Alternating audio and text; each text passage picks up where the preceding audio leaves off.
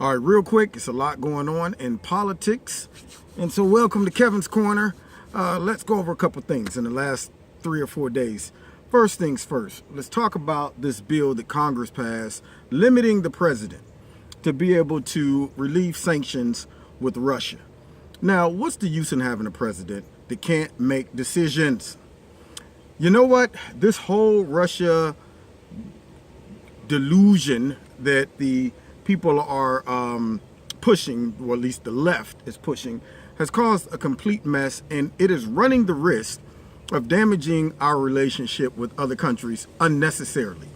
Now, if Russia really had done something that was so outlandish and so different than what they've always done, which is try to interfere with our election, along with us doing the same thing with other countries, then by all means, we roll with the sanctions.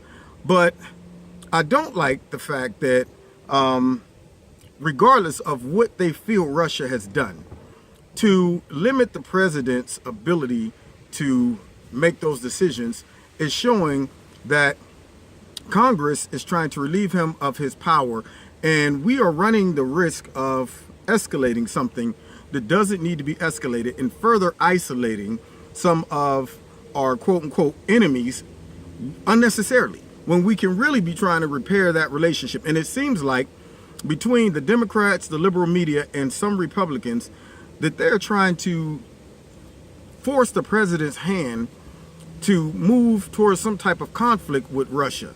And I don't understand that. I think they're setting the stage for the end, for real. I mean, because at some point, Russia is going to just completely sever their relationship with us. Iran and North Korea, all of those guys, you're looking at starting unnecessary alliances based on trying to isolate too many of our quote-unquote enemies, when in reality, there's no real reason right now that we need to further isolate Russia, with the exception of this whole collusion crap that they're pushing. Secondly, the decision to ban transgenders from working or serving in the military. Now, I know that's controversial, but here's my take on it. I know the media is going to try to make it seem like President Trump did this because he hates transgenders. That's always going to be their spin. And it was funny because I was listening on the radio or on TV the other day, and all of these liberal Democrats was like, he's put lives in jeopardy. He's weakened our nation, as if our military has never functioned to its highest capacity before transgenders entered the military. Now, me personally, I do not think that the majority of Americans, or Americans in general, walk around looking for opportunities to discriminate against transgenders, even though the media would try to portray this so it can further push this agenda, this big transgender agenda, and trying to shove it into society and paint it like it is some type of discrimination that's going on, or some type of movement that is equal to the civil rights movement, which it's not. The reality is this. People who choose to become transgender, that's exactly what they do. They have chosen to do that. Now, I know that they'll say, well, I was born this way and I feel that, but if that's the case, go ahead, pay for that yourself. And you can do it and nobody's going to say anything. But when the military becomes responsible for that bill, then that becomes a problem, because now, the taxpayers are also forced to support that person's delusion. Now, and I say delusion for the simple fact, regardless of what people feel on the inside, it doesn't change the reality. I might think that I can fly. If I jump off of a building, then gravity will quickly let me know that I can't.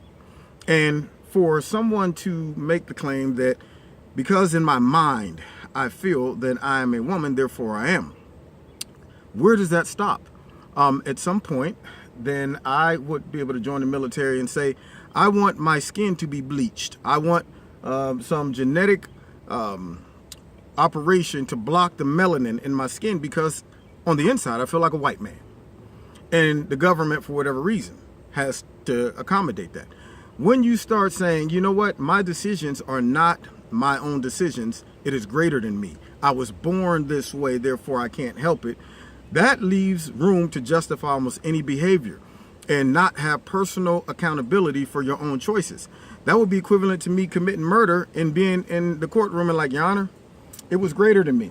I was born a natural born killer. I got that killing gene, Your Honor.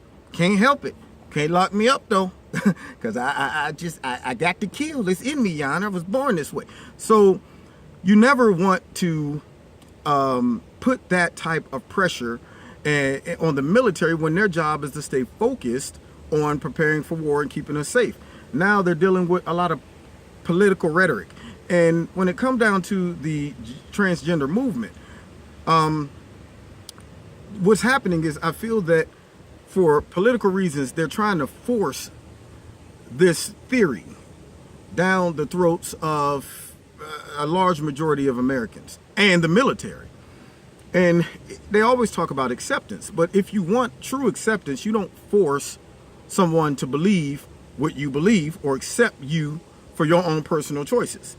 That's the worst way to try to get acceptance, because people will reject it on the inside. They may tolerate it if you mandate it through law, but in reality, they're going, this is a bunch of craziness.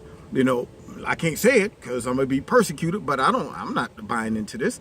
And so I just don't think that the government or the military should be responsible for fitting that bill. We should prioritize when it comes to how we put that money towards other things that benefit all Americans and not small interest groups, like building the wall or national security. All these things protect all Americans. And so what I'm saying is nothing against people's personal choice when it comes down to being transgender. I was watching Tucker Carlson, and one of the senators was getting, and you know what's crazy is when they argue these points, they try to make it seem as if it really makes sense. He was on there, and I could tell, I'm going, this guy don't even believe it himself. He tried to bring up the whole issue of the guy who was once a Navy SEAL. I mean, it was like, he was a Navy SEAL, and look at this. You would have kicked him out, and Tucker Carlson was like, but he wasn't transgender when he was a Navy SEAL. He did this afterwards. So what's your point? You know, I don't think it would have worked out the same way if he would have went in as a transgender Navy SEAL. And so when they make arguments, if you're not wise enough to see through the crap in the political rhetoric, you go, oh, yes, that's bad. You know, what I don't want to see is them politicize this and try to make it seem as if all the decisions that are made by Donald Trump is generated because he just has some seedy, underhanded motive. He hates them.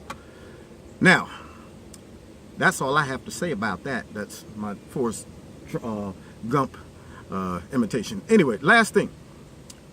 My man, Jeff Sessions. Now, Jeff Sessions, I think President Trump needs to tread lightly with Jeff Sessions. I watched his interview today, and he's very gracious and accommodating, and he mentioned how hurtful it was to hear some of the things that President Trump said about him. I'm kind of old school when it comes to this. I'm torn, because on one side, I like the fact that President Trump doesn't mind calling people out for their shenanigans and putting them on blast. But then on the flip side, sometimes you never want to show division, especially when you have the Democrats looking for every opportunity to exploit anything that appears to be chaotic.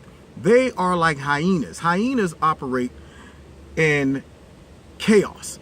They exploit that. They get everybody running around chaotic, and while people are chasing one hyena this way, then they're attacking and taking the food away from the lions. They exploit it.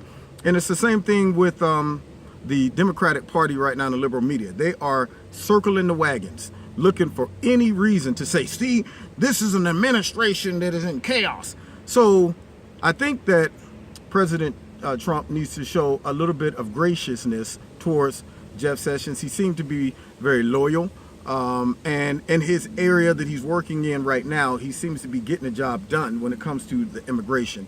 But if anything, pull him in and say, Jeff, man, you need to get on the ball. You need to really turn up the heat when it comes to going after some real crimes. On that end, I definitely understand what President Trump is saying. because it seems like the Democrats got away with real crimes, with real evidence that shows the necessity of investigation. And I know, me as just a citizen, I'm going, so you're going to waste our tax dollars, waste all our time, slow down progress politically, slow down all of President Trump's agenda for what? Some garbage? Just so you can justify a loss that Hillary Clinton took? Just so you can slow Donald Trump's agenda down? You come up with this fake story and wasting our money for what? And allowing a big fat witch hunt? Yes, I'm upset about that. And I do think someone needs to put the pressure on the Democratic Party or the people within the Democratic Party who committed real crimes. Why Jeff Sessions haven't focused on that, I don't know. And I think that's why the president is a little upset. How he vocalizes that, I think he needs to temper it. I think he needs to really look at not giving some more leverage for negative press unnecessarily.